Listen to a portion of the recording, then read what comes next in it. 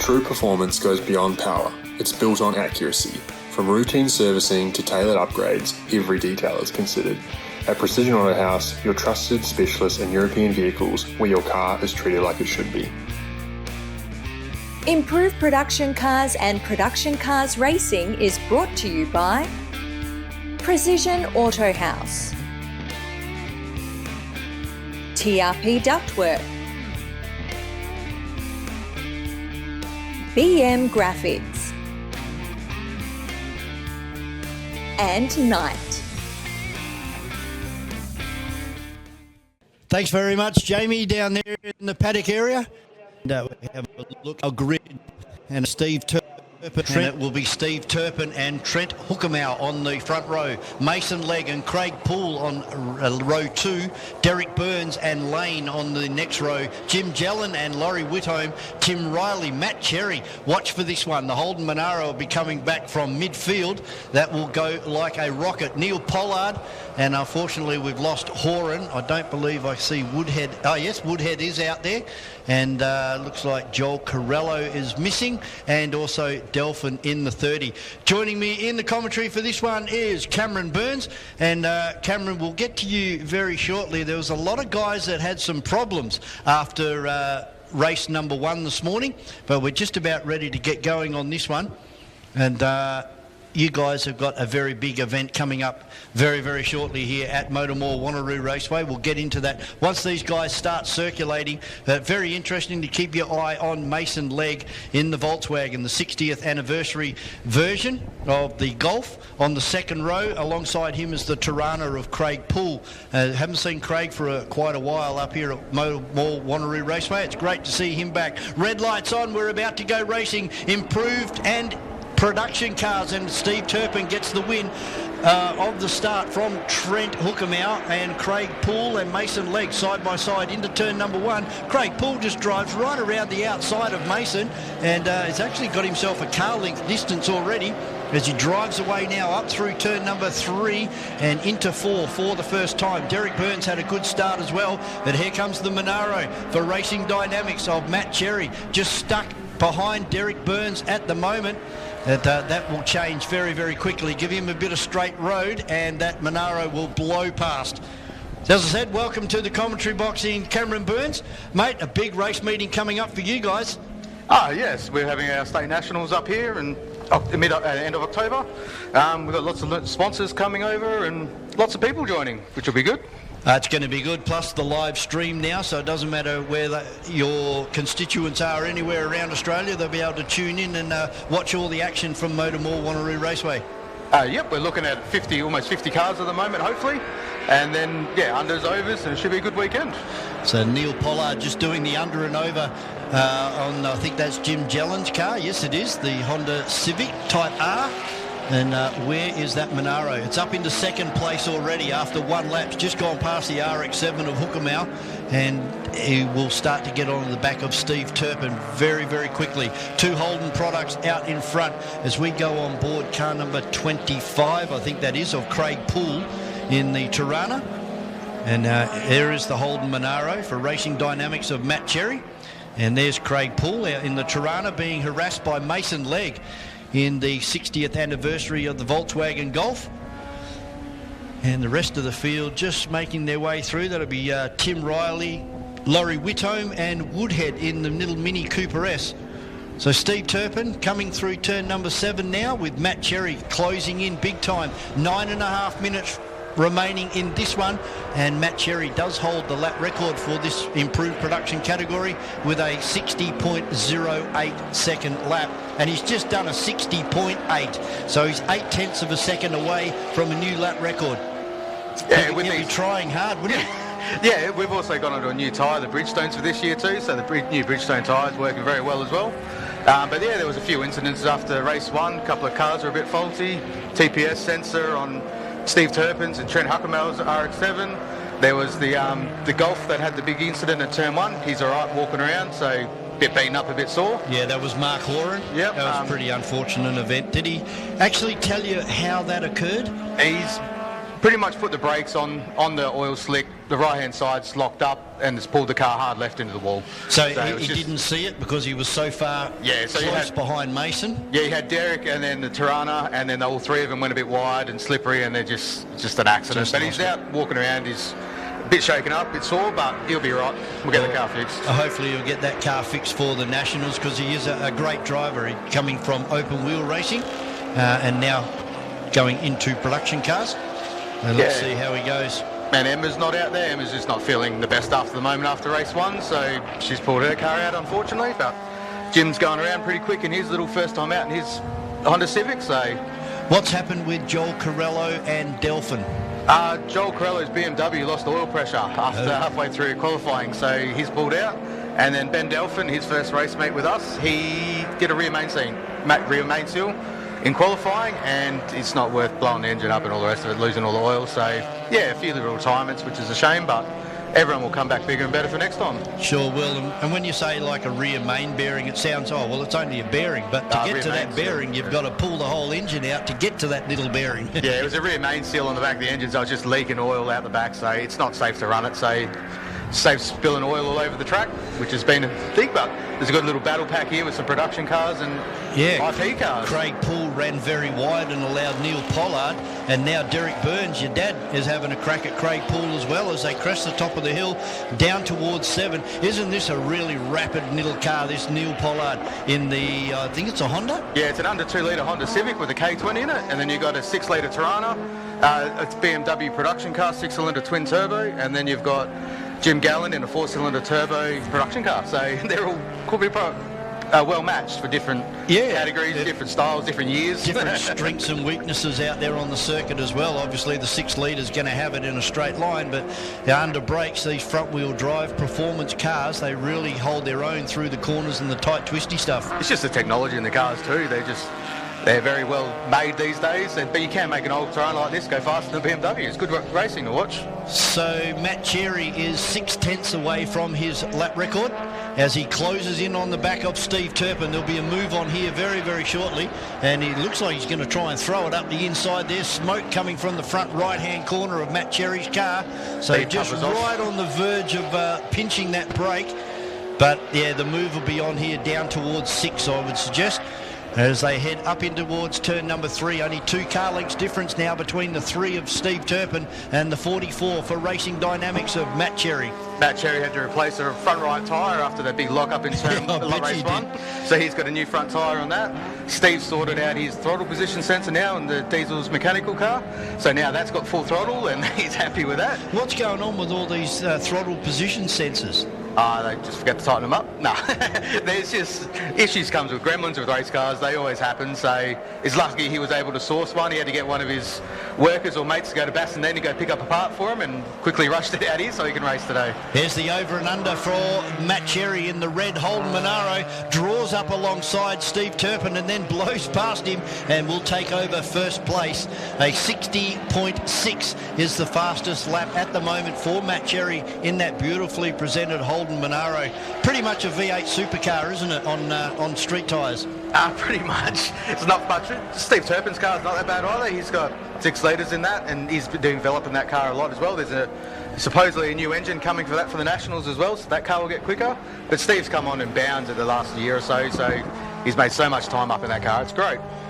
So you're going to try and offload some weight out of these big Holden Commodores. Once you put a V8 in them, they're quite a heavy car. So how do they go about? What type of things are they removing to get rid of the weight? You can remove a lot of the excess, like sound deadening and all the rest of it like that, but you still got a minimum weight you got to run to. So you're not able structurally to remove a lot of stuff. There's still a minimum weight. There's still a certain tyre size and everything you got to run, but yeah, engines, gearboxes, that Matt Cherry car Monaro's got a sequential in it. You're allowed to do that type of stuff to it too. So yeah, it's what you want to do to it really, how much money you want to put into it. Yeah, that's it. How big is the back pocket and how fast do you want to go? To a degree, yes, but then you've also got like a couple of under 2 litre cars that only spend 10 grand a year and they can run all year, do collie and still be competitive. So, well, Tim Riley's little car, that seems to be fairly reliable. That's just runs all day, every day. It's only a under 2 litre car, of course. Yeah, under 1600. That thing's been running around for as long as I think we've been up here, I think. Certainly has. But it's all car 44 at the moment, but a good battle on here with Pollard, Poole, Gellan and Burns. Yeah, Jim just got Derek into the braking zone, and now Craig Poole's trying to come back at Neil Pollard. I don't think he's going to outbrake a Civic into turn 1. No, I don't think so. That big, heavy Holden Tirana, that'll be the heaviest of those 4 cars for sure. I reckon the BMW would probably be next. Yeah, the BMW comes in about 1,400 kilos because the production cars are power to weight ratio cars. Same as the red Civic, that's about probably 1,400 kilos as well. The Neil Pollard Civic will probably come in about just under 1,100 kilos. Jeez. Yeah. There's a big difference, 300 kilos difference in the car. And 400-500 horsepower difference sometimes. There's Woodhead just coming down in towards turn number 1, tried to overtake Laurie Whitome. Laurie hanging on in the RX-8, but coming under pressure from that little Mini Cooper S. Is that a turbocharged Mini Cooper S?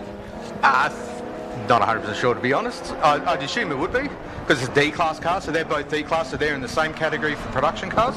So they both race in the same power to weight, but they obviously make their power in a different way too. Yeah. The RX-8 will be lighter than the Mini, but the Mini's got a wider stance, probably bigger brakes on it. But yeah, it's all comparison at the same time, isn't it? So back on board now with Craig Poole in the Holden Tirana as he tries to chase down Neil Pollard. That's a front-wheel drive Honda Civic out in front as we go through the left and rights up and over the top of the bus stop, and you'll see that the little Honda Civic probably get away through this section. There he goes. He starts to drive away from the Holden Tirana. But once we get to the top of the hill and we turn right, this is Holden Tirana territory. He's going to start to close in on the back of that Honda Civic very, very rapidly. But then again, through the corner, you'll see the Honda Civic drive away. Oh, as we just see, Jim Gellan put on a great little pass there, right up the inside of Craig Poole. Now, can Craig Poole drive straight back around? Yep, just repay the favour. And now he's got the Neil Pollard car. I don't know that he's going to do it. He looks like he's a little bit too far back, but gets right up to within one car length of that Honda Civic. So it's great to see the strength and the weaknesses of the cars at different parts of the circuit. Yeah, Neil Pollard's car actually looks a little bit understeery on the in-car. He's actually missing a few little corners and going a little bit wide, and it's just not seems to be turning in very nicely, but he's managing to keep the 6-litre behind him, which is good. And then you've got the battle of Jim and Gellan and Derek Burns behind, so they're 2 production cars fighting it out as well, so that will close up in a couple of minutes. Yeah, you can see Pollard's car, it's definitely pushing. Look, it can't get into the corners like it should do, but then it comes back on its own axis and it's able to drive and pull itself up the hill. But now the Tirana will be all over the back of him again as they head down in towards turn number 6. But if Craig could get a decent run out of 6, I think he might put a move on here very shortly. Yeah, he just needs to come a little bit wider and just run up and use the horsepower up at the top of the hill. But this is Craig's first year back with us, racing IP, so it takes time to learn a car. You can't get in there and we're not without supercar drivers. No, true. And this one looks a little bit more promising as looks he comes. a lot closer, doesn't he? Yeah, I think he could. No, he's decided to back out of that one as well. Yeah, but Neil placed his car very well in the middle of the track, so he can't get past. Very close. So maybe if we go on board for one more lap, maybe one more opportunity. As Derek we're down Burns to pulled up right behind him as well, so Neil seems to be slowing these 3 up. So 30 seconds remaining in this one, plus 1 lap. At bumper-to-bumper action now with Pollard, Poole, Burns, and not too far off the back was Jim Gellan. So Gellan's gone backwards a bit because we just saw him put a pass on Craig Poole and now he's 2 positions back. Looked like he missed a gear coming up over the hill. This is only his second ever time he's driven that car. So last time was a chin update and now a race meet. Yeah. So he's still learning the car, but it's a very quick production Thrust car. right into it. There's Tim Riley coming through, Laurie Whitome in the RX-8. But this great battle back there. Matt Cherry's going to get him right on the last lap too. It's Pollard, Poole, Burns and Gellan. They're running for 5, 6, 7 and 8 at the moment.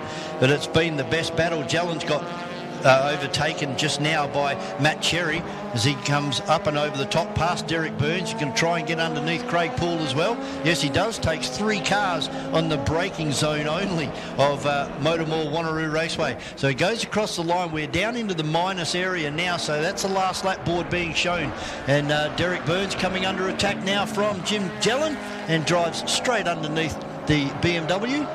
Oh, they're having a good little battle back and forth. Yeah. as Craig Poole, he's really fallen off the back of Neil Pollard now. I don't think he's going to be able to put a move on for the last time down in towards turn number 7. But a good little battle back there, as you said, between Jellin and Burns. Yeah, it's just good classes between IP and pre-production and production cars. They work out very well. There's always someone to have a battle with, which is good. And it's a great way of bolstering your fields as well, because you're a bit light on, but you would expect that leading up to a national championship. Yeah, we've got lots of cars in rebuilds. There's a lot of cars being built for the nationals. There's a lot of new production cars being built as well. It's just time of the year, everyone's rebuilding their cars for the nationals, obviously, especially being over here. That's going to be a great race meeting. Is there another meeting at Collie which coincides with your nationals? We couldn't make it work this year, so we're just doing our nationals here in WA, and then hopefully we'll have a couple of transporters from the eastern states come over, which we're hoping to do. Offering up some tow money for the eastern state boys to entice them to come over as well. That'd be great. Matt Cherry has just taken the win. Fast lap of a 60.6. 6/10 away from his existing lap record. Steve Turpin will come across the line in car number 3, the Holden Commodore for second place. Trent Hookermow, hasn't this guy done well since arriving in Perth? Oh, he's spent so much time on this car. Last tune-up day, he's actually spinning the wheels up through the bus stop now. Plus he's making more horsepower, and he's got a new engine coming along too. So he's done lots of hard work. They're always up here. The whole pit crew help out, the whole team. They're on the committee too to help out, so these guys have put a lot of effort in the RTH performance racing team. Coming across the line now is Trent Hookermow in the RX-7, and then behind him was Mason Legg, Tim Riley, who's a couple of laps down, Laurie Whitome as well. Woodhead will be the last car across the line. There he goes now in the Mini Cooper S. So that's how they finish race number 2 for our improved production and production cars. And that was a great race. Looking forward to race number 3 coming up later on this afternoon. You'll be back to I'll join be back me. up here for you. Great, mate. Go off to the pit area now and find out all the goss. And we'll see you back for race number 3 later on this afternoon. Thanks very much, Cameron Burns. Cheers, thank you.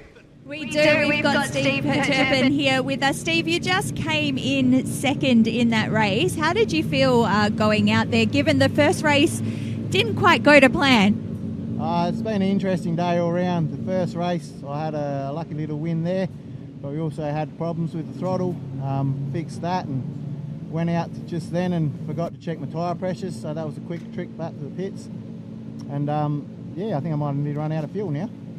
Now, it is quite a competitive competition out there today with the races. How are you finding getting through all of that? Yeah, it's been good. I wishful thinking I was going to get in front of Cherry, but I'll give it a go. You still have one more race to go. What are your thoughts leading in? Just try my best and see where we end up. Fantastic, Steve. Thank you so much for chatting to us, and good luck for the final race. Hey, cheers. Fantastic. That's it from us here at the paddock. We're going back to Vaughan.